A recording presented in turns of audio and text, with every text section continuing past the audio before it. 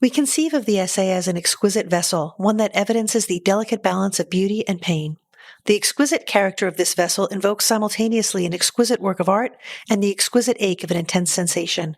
By bringing to the fore a focus on form, in both the structure and the concept of the collection, we use the term exquisite vessel not just to name the work done herein, but to draw attention to form as a creative and literary practice of reverence for the exquisite, in its most literal sense, of something carefully sought out. To essay is to try, test, and practice. The form of the essay, then, is a fitting site for the experiential and sometimes painful work of seeking answers.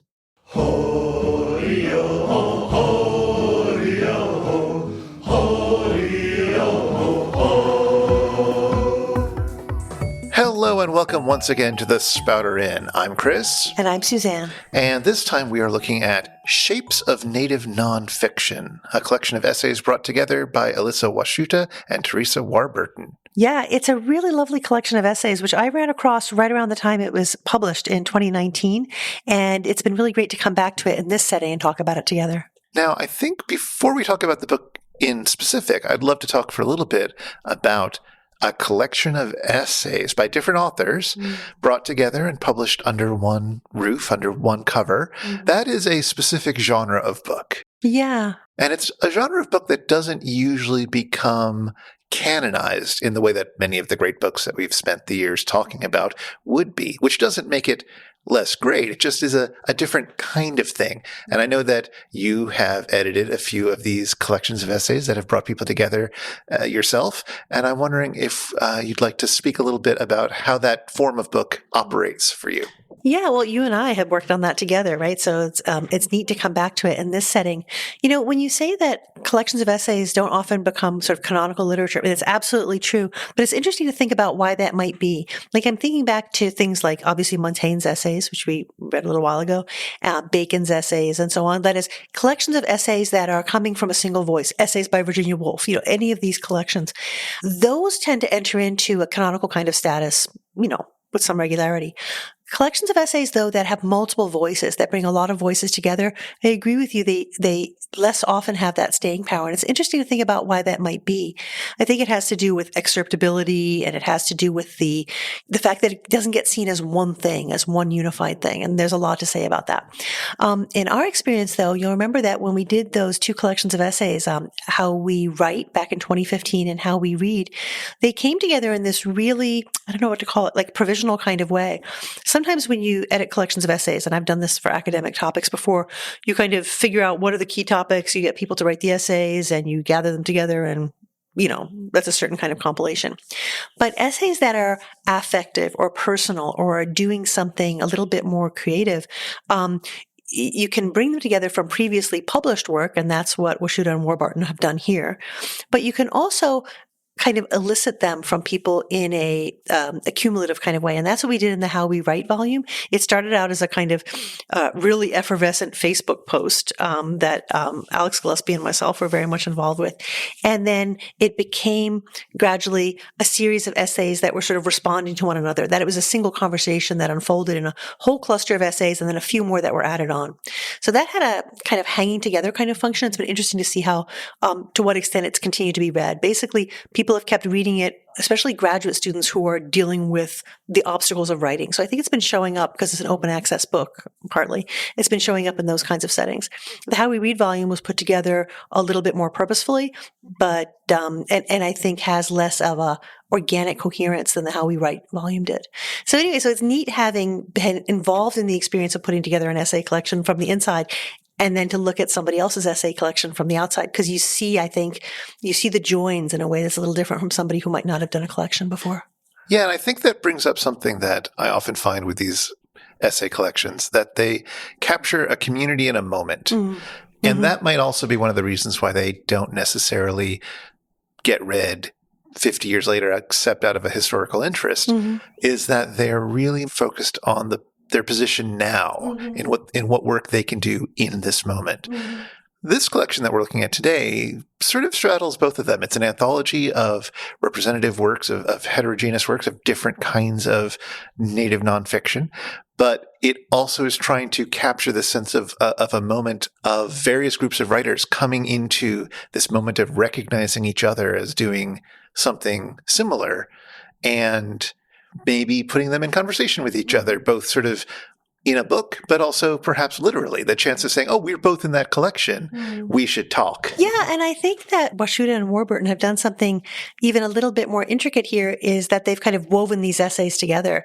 One of the things that I know we'll talk about in the introduction is the ways in which they use the idea of the basket as a way of talking about this exquisite vessel, the way in which form and content are intimately intertwined in these examples of native nonfiction. But the collection as a whole is also, even though they don't talk about this quite so explicitly, woven together. And the 4 sections are, there's a really robust, sometimes explicit, sometimes implicit structure that's governing them.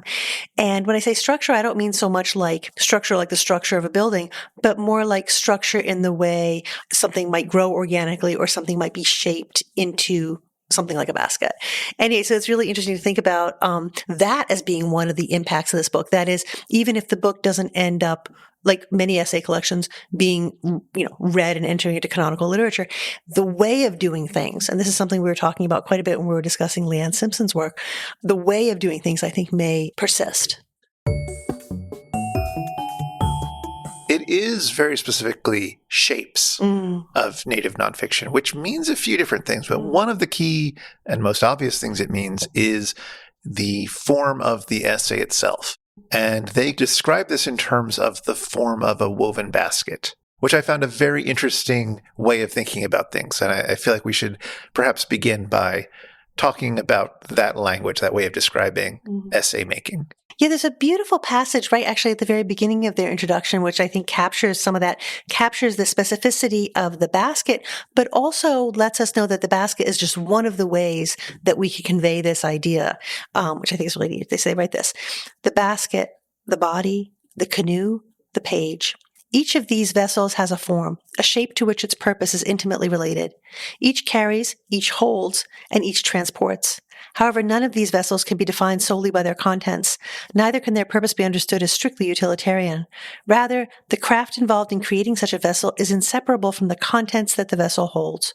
To pay attention only to the contents would be to ignore the very relationships that such vessels sustain.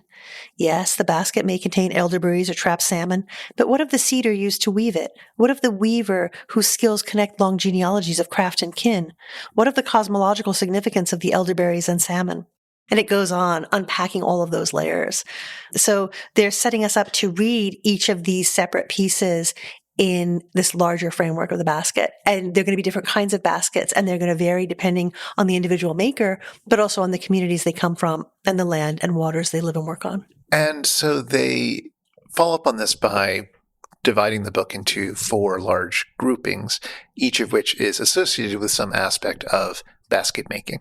Yeah, there's technique, coiling, plaiting, and twining. And they unpack the particular ways in which each of these terms is understood. And it's really neat to then look at the different sections and see how each one of the essays participates in that idea. Yeah, so we begin with some technique, which are essays that are, in a sense, about the craft of essay making itself, which is a suitable way, I suppose, to begin this kind of collection by a kind of metacognition about what are we doing when we write essays. And the control of the technique and the form and all those kinds of issues are really at the fore there. Exactly. And then we get a section on coiling, as you said, which are essays that use a central idea to appear seamless, that are woven so tightly that they can keep out water in the case of a basket. But that very much cohere strongly. Yeah, the terms they use in describing them are that essays that appear seamless, like coiled baskets, as you were mentioning, not just that you could carry water in, but that you could even boil water in, right? So this kind of amazing tautness, right? That are not fragmented and have a central point to which precise, temporally varied moments are attached. And I just thought that was such a really interesting turn of phrase because it gives you this idea of a center and then the things that are peripheral. But the things that are peripheral that are attached are moments, like points in time. I thought that was kind of cool.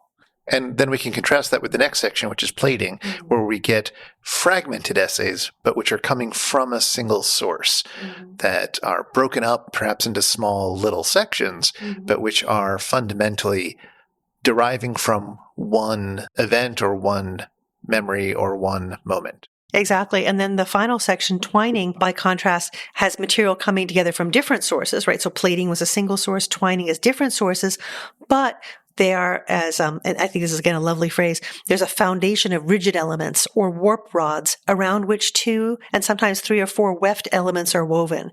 So the metaphor of weaving here, that is fundamental to the idea of the basket. It's a particular kind of basket making technique that's being described here. And they go a little bit further to say how the different sources that are brought together in twining include personal experience and narrator perspective. So that situatedness, that particular positionality with researched material. So whether it's historical material or some other kind of material, that's being woven together in this twining. So I thought this was a very interesting, not quite taxonomy, but a series of ways of thinking about what might be going on in the essays in this collection and essaying in general of again, the diversity of forms that this catch-all term, is that quite right? Maybe not, but of the essay can take. Yeah, I think that's a really interesting point. I think we find ourselves trying to think about, well, what is the basket here? And I think, any of us who've been reading a lot of literature, we're immediately tempted to be like, oh, it's kind of a metaphor. But they're very explicit in saying that's not what it is. They, in the introduction, it says, we see the basket not as a metaphor for this collection, but rather as a structure or form through which to understand how the pieces included here come together in this space. As a practical matter, we also envision structuring the collection around the basket as a way to practice responsibility to place. So, in other words, don't want it to be understood as just a metaphor, but rather a kind of language that allows us to talk about the craft, the nature of the making, the technique, but in a way that is accountable to place, and not just place in general, but the particular places that the people who've contributed these essays come from. So it's kind of like, I don't have a word for it. It's not just a metaphor, right? It's something more than that invites us to understand process and becoming and like verbing, you know what I mean? Like essaying or storying, like it's like that, metaphoring, I guess, or it's the doing. There's an active quality in what they're describing here, I think. It's interesting because for me, from my position, basket making and basket appreciating and basket understanding is not something I do very often, let's say. So I can read about them and see, okay, this is what they're thinking, this is how they're doing it. But it doesn't immediately resonate with me as these of some other terms might if this were my collection and how I was putting it together. But I could also understand how I might use a term and not just mean it as a metaphor, but as something that is more permeating how I'm putting these things together. In other words, I'm not just thinking about this as as a chain of essays, but actually thinking about, they're not just metaphorically a chain of essays that are connected to each other, but really like there are hooks between them that have been placed there. They are interlinked in very specific and physical ways that are manifest more than they would be if it were mere metaphor. So that's sort of how I'm responding to the avoidance of wanting to call it just a metaphor. Yeah, no, I think that is a really interesting way to respond to it. I think one of the things they're also doing though, and this is not explicit, but I found myself thinking about the ways in which in poetic tradition, the basket is a single thing. It has a wholeness, right? It's complete in a certain kind of way. So I found myself thinking about the ways in which self-conscious writing about poetry uses, whether it's, the Ode to a Grecian Urn by Keats, or whether it's Wallace Stevens' Ode to a Jar in Tennessee, or whether it's a piece of sculpture like in Rilke's Archaic Torso of Apollo. Like all of these are very famous poems, right? And they're talking about a particular work of art or parody of a work of art in the case of Stevens as a way of talking about the poem itself. In other words, the object is a way to be self-referential. And particularly because the way in which the form of the lyric essay, which we hear about in the introduction and then also in some of the following essays, and I know one of the editors, Elisha Washuta, is particularly interested in and known for, even though they're not explicit about this, I wonder if that poetic history is part of what they're reinventing here with the form of the basket. I think so. And I think it's time for us to look into this basket? Is it the basket that's carrying it, or is the basket the stuff itself, or both? And I'm not going to worry about that. We should talk about some of the individual essays in the collection. Well, I feel like it's both of those, right? And I think each essay is, this is what I take, that each essay is a basket and then the collection as a whole is woven together. It also is itself a basket. Yeah, right? yeah. And I find that really like a pleasing way of thinking about what it is we're encountering. Because we knew we wouldn't be able to talk about every one of the essays in this collection, we purposefully wanted to kind of be attentive to how the basket form of the collection as a whole is directing us to enter in. And for that reason, we wanted to take a particular look at the opening essay of each section, which kind of starts each one of the 4 sections out in a really interesting way. The very first of these is a piece by Ernestine Hayes called Contemporary Creative Writing and Ancient Oral Tradition. And I found this piece really interesting in a number of ways. First, it's in that section that's on technique. And so as you were saying earlier, Chris, we're hearing about the essay form itself in this section quite a bit. And so Hayes' piece does that in a really beautiful way. But the other thing she does, which I found really intriguing, is she talks quite a bit about story. So it's not just that it's an essay on story, though that's one of the things that's happening. Like she says in the title, right? It's about contemporary creative writing and ancient oral tradition. So story in these different modes. But she unpacks story in all these different directions. So in connection with history, in connection with the essay form itself, and which she refers to as what we now call creative writing. So in other words, an invitation to us to think about when we talk about literature or creative writing or poetry or essay or story or history, like what are these terms doing? And especially, we just read Simpson's Dancing on Our Turtle's Back, which invites us to really think carefully about the terms we use for things. I think that this piece by Hayes is also asking us to think very carefully about these terms. Yes, and it also includes within it a central story. As perhaps we've come to expect by this point, the author very carefully lays out the provenance of the story, where it came from, the collection it came from, who the people behind the collection were, what peoples and communities they come from, how it relates to her own position, the author's own position, and then after all of that groundwork is laid out, tells the story and then explains the details of the story and how it's relevant to her point. Yeah, she really leads us by the hand through those whole opening pages, starting out by saying, people are storytellers. We tell stories of bears, castles, fires, puppies, roses, and doorways and blood. I was like, oh, what a great opening. Yeah. And then she says, stories perpetuate values of the culture from which they spring. And then she unpacks that a little bit with regard to fairy tales. And then the next paragraph, the concept of a dangerous unknown is a significant hallmark of stories in America. So she's kind of narrowing, she's starting very, very big and she's bringing us in a little tighter. And then she comes to Indigenous artists, right? And says, Indigenous artists tell different stories and advance different values. Indigenous artists are the storytellers of their generations. Indigenous artists are the history keepers of their generations. Indigenous artists are their generation's witnesses, right? So she's moving into Indigenous story. And then it's that she does that move that you were describing just a moment ago, getting specifically into Glacier Bay history and the particular clan that she belongs to. And then she makes this really neat and I think very important move. Is it her story? Sort of. It's her community story. And because she's a member of the community, she's able to share this story in an appropriate kind of way. And so she says this. She says, it is this cultural association that most directly allows me to cite this history. Yet it is important to remember that any reference to this or any story not one's own must be done under the auspices of the group that holds right to the intellectual property and must always acknowledge that legal ownership. And then she goes into the story. And did you find that section as interesting as I did? I'm like, the language of intellectual property and legal ownership. I was really struck by seeing that there. And I thought that was really important. It was an interesting framing of it, yes. It was a framing that made me sad. Oh, how come? Because I don't like the concept of intellectual property, how it's been deployed in other contexts. Let's make that clear.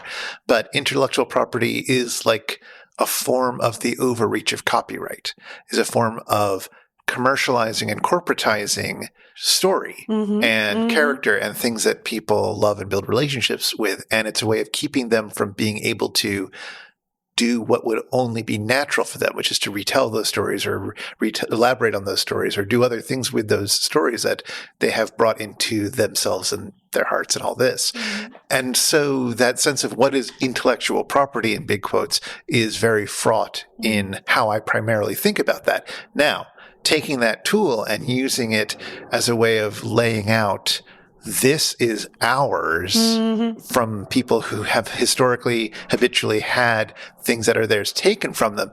It makes sense as a move. But it's jarring. But it's both jarring and it's sad in that same way of like, it's unfortunate that this even needs to be framed this way, and it needs to be framed in this kind of corporate language. Doesn't mean I didn't understand why it was happening or that I didn't even think that was a clever moment in a sense, but it was just... Oh, yeah. Well, it was gesturing at that bad history that you were just describing, right? And so I too, I felt it was a little jarring, and then I was like, oh yeah, I understand why this is here. I understand why this line has to be drawn in these terms. Yeah, no, I fully get it, but right? Yeah. it is unfortunate. Yeah. And then we move into a story, right? Into this very specific set of stories that she unpacks for us. And coming back to this question around terminology, is it story or is it history that's being shared there? Well, is that a false dichotomy? Well, yeah. The answer is yeah. History is how we tell the story of what happened. Totally. I guess what I'm getting at is that just in common kind of Western discourse, right?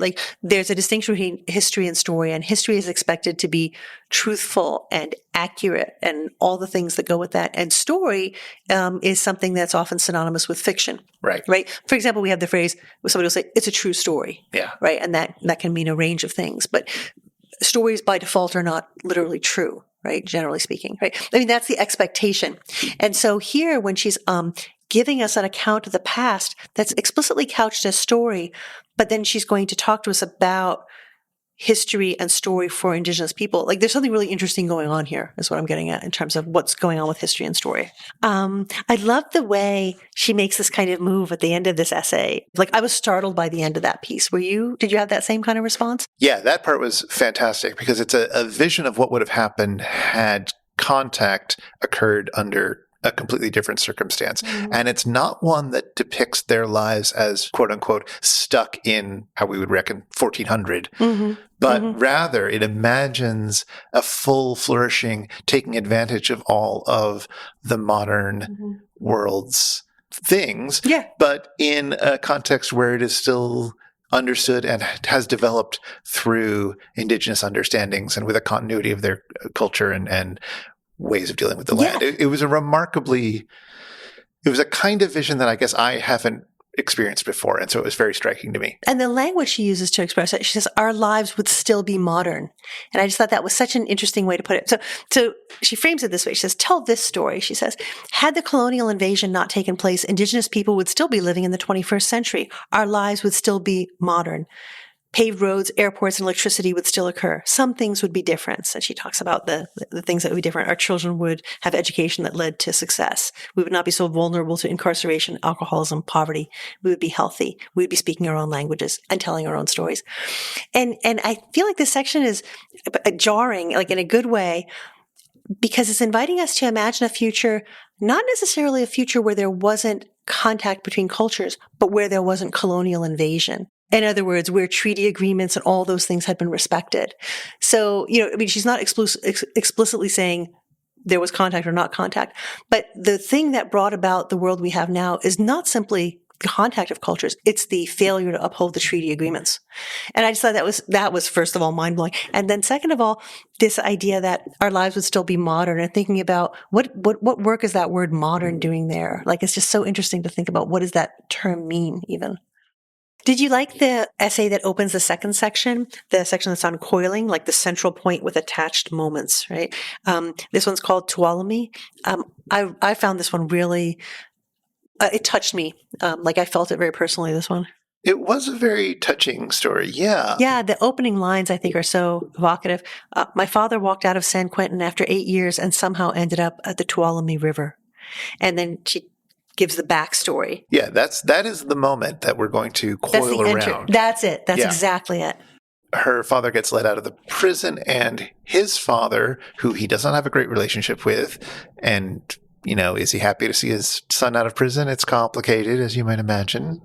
But what they end up doing is the grandfather ends up taking her father to this river and says, the Indians came to this spot. And it's embedded in this incredibly beautiful passage, which I was so struck by. Just before that line you quoted, she says, the two men stepped out of the car, felt the heat of the engine hanging over the hood, and then the embrace of the cool river breath and liquid calls of birdsong. And in the river, the long ancient bodies of salmon returning home, silver and red flashing in the green water, spotted tails pushing hard against the current. It must have been fall. That's when Chinook and Steelhead make their return up the Tuolumne. And then that's when that line happens. And I just found that, it's so powerful because everything is moving. Everything is coming right back around to the point we started out in the basket, right? Yeah. And this is a particularly striking moment for the father in part. I mean, again, think of the position the author wasn't there and is not sure exactly how this line was delivered and notes that. But this is important because the grandfather didn't speak of such things generally. Mm. So this is like an introduction to a part of the father's history and context that he didn't have access to beforehand. And her father, too, leaves things unspoken, right? Except for this river return, right? A little later on, she says, my father never told me what he was thinking that day his dad took him back to the river. What I do know is that in 2009, when my father was dying, he gave my brother this command, take my ashes back to that river, scatter me on Tuolumne. Something in that river called him back. It told him he needed to return. So there's this, again, there's that coiling happening throughout the whole essay. Yeah, no, it's a lovely moment captured in a lovely form. Captured may be the wrong word there, but put down, let's say, in a lovely form. And it looks forward into the future as well, right? In other words, I guess what I'm getting at here is on the one hand, it's a beautiful essay for seeing the basket form, the coiled basket form, and also it's about the way our lives are coiled. Or at least her life and her family's life is coiled, because she describes this experience of her father's experience with his own father, the request that was made by her father of her brother.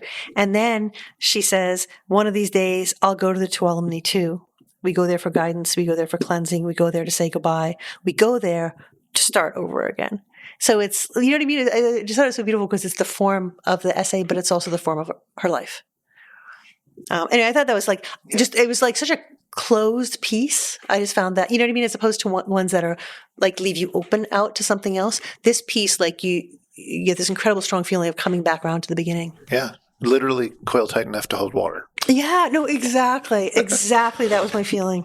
There's a very different vibe from the piece that opens the third section on plating, which is the texts that are fragmented but coming from one source. Mm-hmm. It's by Eden Robinson, who we've talked about before. Whose book, Monkey Beach, I love. Yes, and it's called Real Romantic, which I think you're meant to understand with a bit of irony. Mm-hmm, mm-hmm, mm-hmm. It's a series of little vignettes about her sense of romance, of being romantic or not, and of her relationship to her community, which is not idealized. Yeah, it's not that she doesn't take it seriously, but she's pointing out all the things she doesn't do quite right. She says, I have a name, but haven't thrown a potlatch yet.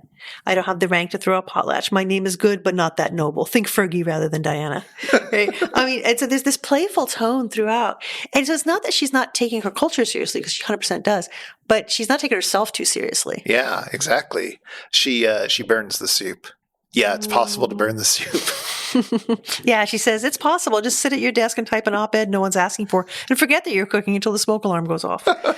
So it's really playful. It's delightful, yeah. The blind date, all these things. Yeah, she talks about it in a story that I think it's echoed in Monkey Beach, if I remember correctly. Yeah, there's a story of a blind date that turns out to be with somebody that she shouldn't be on a date with. Yeah, it's her first cousin. Oopsies.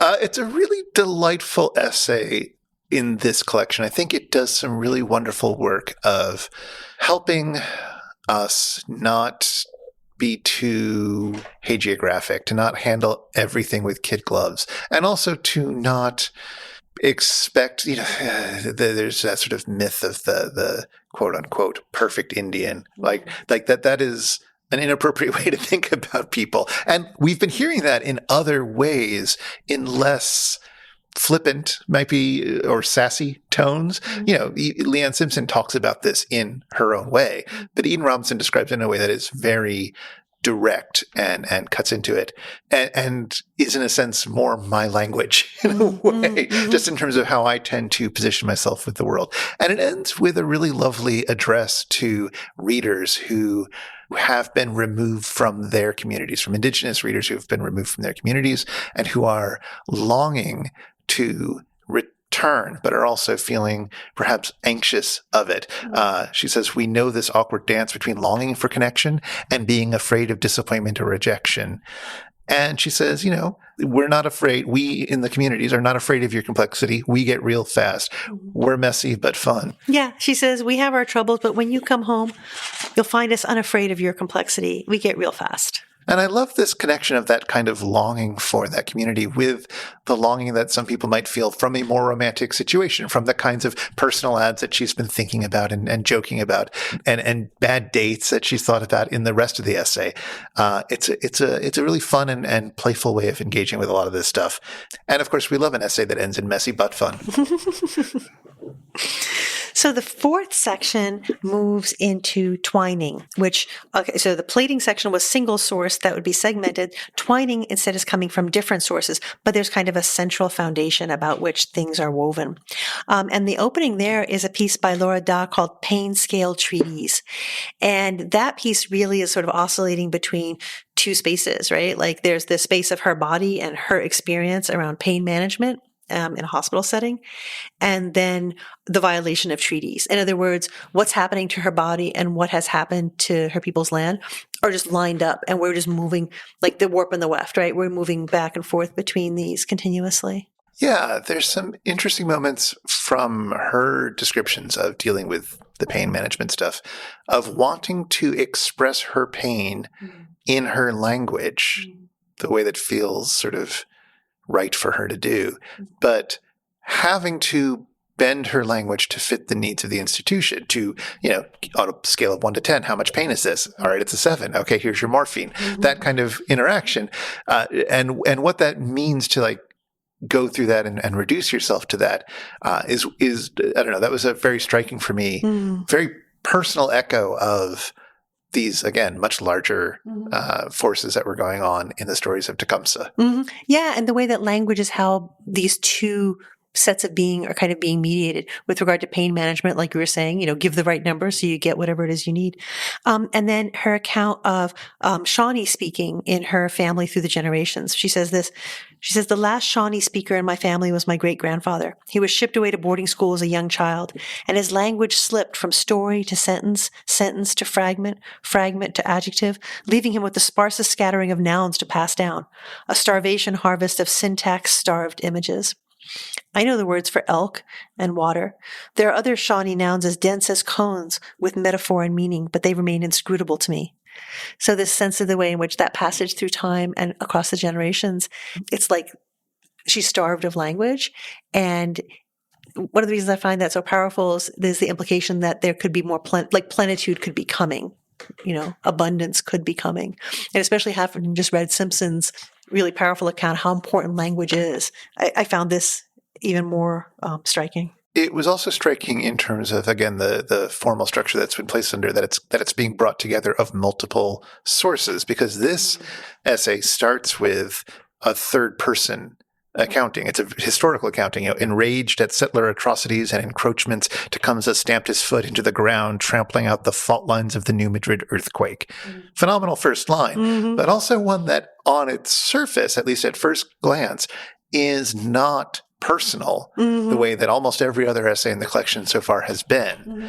And this continues for a while. This is sort of historical account. She starts to appear in it talking about her knowledge of language and so forth. But other types of historical documents get pulled in. There's a list of the treaties, which stands out as a different type of writing, just this numbered list. 1832's treaty with the Shawnee, 1832's treaty with the Shawnee made at Castor Hill in Missouri, et cetera, et cetera. There is a different sets of accommodations made for what material ends up into this basket. as they were describing the different types of materials, plant life that would go into certain types of baskets, as described in the introduction. Mm-hmm. So I also thought that was particularly interesting here. It had a very different feel from many of the other essays so far in this There's a collection. passage right after that list that captures that that quality of twining, two things being wrapped around one another. Right after the list, she says, "The gore of the battlefield seeps into the ground and is lost. Ink on vellum is its approximation. I am laid low on a bed of dried blood, but it has been graciously consumed by the hospital's large absorbent sheet guards and rendered into rusty shadows under the papery layers. Any treaty is an artifact of unimaginable suffering." Right? I mean, you can almost see the two things being folded around one another, right? These two levels of experience. Yeah, the blood on sheet being the record of what has happened. Although any treaty is an artifact of unimaginable suffering, thinking about breastfeeding as the treaty, which I can't speak to whether that is always an act of unimaginable suffering, but, I'm told childbirth is painful. Well, yeah, and also, she talks about her, back in Simpsons Dancing on Our Turtle's Back, she talks about her sister's difficult experience. That's also true. And, not to get all, personal experience-y, but I remember vividly with my first daughter learning how to breastfeed her, when they start teething, you get a bite, and then you cry out, and you're like, and then they get scared and they cry. Oh, so it's like, at least that was my experience. And so it is, so every treaty, there are many, many forms of treaty. And this is like a fundamental framework. One of the things I was really struck by, that you had just mentioned, you were talking about the beginning of this piece by Laura Da, Pain Scale Treaties, and how it starts with an account of Tecumseh that's written in a very different kind of voice. Enraged at settler atrocities and encroachments, Tecumseh stamped his foot into the ground, trampling out the fault lines. Right? And another piece in the same section that's by one of the co-editors, Elisha Washuta, called Apocalypse Logic, starts in a kind of parallel yet completely different way. She also is going to name a really important figure in her opening. My great-great-great-grandfather Tumult, headman of the Cascades, was hanged by the U.S. Army in 1856, a year after signing the Kalapuya Treaty. He was accused of treason, but he was innocent. And so there's a real parallelism between those two, right? Tecumseh, this really important Shawnee leader, Tumult, her ancestor in the Cascades. So reaching back into time to an ancestor in both cases, but the voice and the positioning is very, very different. Yes. That was a remarkable essay in the collection. I don't know if I have words to encompass it. It is a very wide-ranging essay that looks both into personal situation and historical situation and ties them together, as in this case where it's her great-great-great-grandfather and one who she says at first that she's tired of telling this story, but that she says, actually, I'm never tired of telling this story about how the U.S. government killed my great-great-great-grandfather. I just feel like sometimes I go on about it too much. I could feel someone thinking, God, she's back on that. Exactly. So there's that sense of it. But in addition to going into the politics of the past, it's also very interested in the politics of the present. Donald Trump comes up several times, and his wanting to work with, quote unquote, work with Native Americans when building casinos versus how he talked about and treated Native Americans while president and how this all plays out. It felt like a very ambitious essay that was touching upon all sorts of different things, and they were all connected, but it felt looser than a lot of the other essays. And I mean that in a very positive way. It felt very Montaigne loose in the sense that it was capacious and connecting all sorts of different things together in a very compelling and attractive and thought-provoking and sad, in many cases, way. Yeah, I had the same feeling that you did. I think we both independently were like, oh, if we were going to compare one of these essays in this collection to Montaigne's essays, it was this one. And yet at the same time, there's some ways in which it's very different. And you'll have noticed that there's like these sections that stop, and they're instead of like a number like 1, 2, 3, there's an X at the beginning of each one. So like you'll get like, I don't know, 10 lines and then an X, and then like maybe 30 lines and an X, so there's like section by section by section. And so it's only as the essay goes on that you understand that what we're being reminded there is treaty lines. Like the X that would be used to sign a treaty by someone who is signing with their clan totem or insignia, right? And rather than a name written out in English, let's say. And this very much parallels the twining of language that happens section by section. Like we talked about the opening where she talks about her great-great-great-grandfather Tumult. She says, I'm always writing that Tumult was hanged a year after signing the Calapia Treaty. I am always writing that his daughters were taken to Fort Vancouver. I am always writing about the resistance of the women who hung tough along the Columbia River. Actually, I'm not tired of writing about this. And then that kind of move, that repetitious kind of circular move of language happens a number of times throughout this essay and with different phrases, but it gives you this interesting kind of time effect. And I think the sections, each one starting with the X, it's like every broken treaty, right? That this is what we're hearing about, one after another, after another, after another. And I found that really interesting because that's something that's very different from Montaigne, except the essay in other ways is very, very much in keeping. Yeah. And I guess this is hopefully obvious, but I feel like we should say it anyways. Being like Montaigne is not the goal. Yeah. No, it's just it's in our minds, right? Because we're thinking about essay and story and essaying. And Washuta, along with it clearly is also thinking about essay and story and what are these vessels that we use for language? Yeah. And what shapes do we make when we think and when we put our thoughts together and when we present them to other people? And to what extent are our thoughts very individual, rooted in our own experience, private, particular, personal, and to what extent are they formed and shaped by the relationships that we're within? These writers in this collection are very clear about those responsibilities and relationships and how those form their individual voices. Well, I feel like we've barely scratched the surface. There are many other delightful essays in the collection, but I'm afraid we are run out of time. Alas.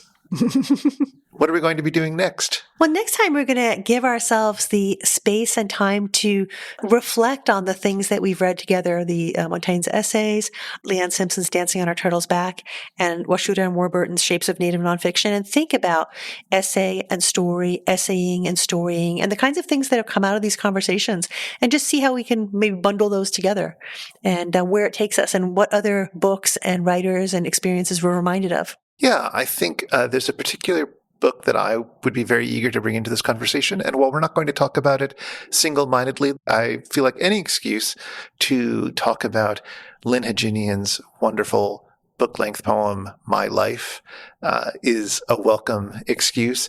And especially with her passing earlier this year, it feels like now is as good a time as any to have that be one of the additional things we put into the basket of this collection of episodes. I really like the idea, too, of bringing poetry into it because we've been talking around poetry and, particularly the lyric essay as a form that has some really important connections to poetry. So it'd be great to come at that. Wonderful. Well, we will talk about that next time. But until then, if you'd like to get in touch with us, you can email us at spouter@megaphonic.fm. We would always love to hear from you. Show notes with links for things that we've mentioned in this episode will be at megaphonic.fm/spouter/74. And the Spouter-Inn is one of the fancy little podcasts over at Megaphonic. So until next time. Until next time, see you again at the Spouter-Inn.